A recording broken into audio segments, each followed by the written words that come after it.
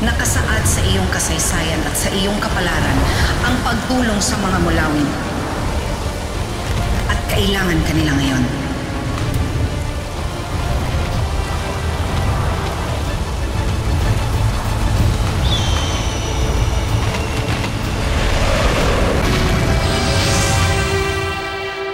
Kailangan mong tulungan ng mga mulawin, Gabriel.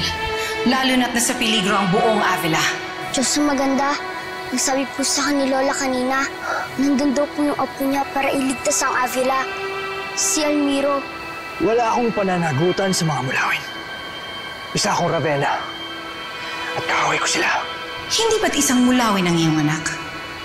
Nakadikit na sa kapalaran niya ang kinabukasan ng Avila, Gabriel. Kailangan mong tulungan ng mga mulawin. Kapalit ng aking buhay. Diyos ang sandawa. Batid kong alam mo ang mga bagay na magaganap pa lamang. At batid kong alam mong magkadikit ang kapalaran namin, Almiro, na siya ang papatay sa akin. Kaya pinipili mong talikuran ng Avila? Kailangan ni Tak ng ama. Kailangan niya ng kaligtasan.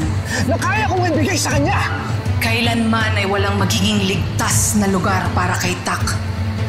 Sandaling mawala ang Avila. Kung ganun, maghanap na lang kayo ng ibang tutulong sa mga mahal niyong mulawin.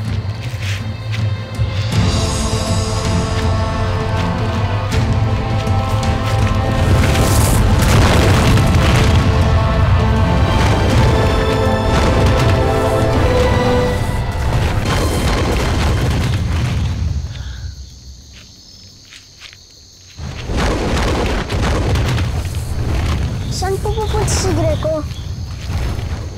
Sisiguraduhin niyang ligtas ng lugar. Dito muna tayo magpapahinga. Tay, bakit ayaw niyo pong tulungan ng mga nasa Avila?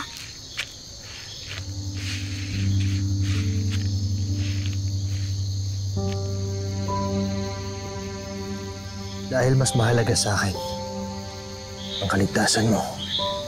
Opo, pero tay, kung matatalo ang mga mulawin sa Avila, ano pong mangyayari sa kanila?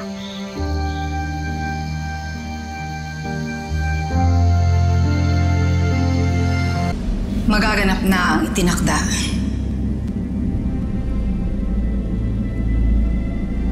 Patawarin mo ako, Maghindara, kung ako mismo ang lalabag sa aking kautusan. Ngunit hindi maaaring wala akong gawin. Kailangan kong tulungan ng mga mulawin.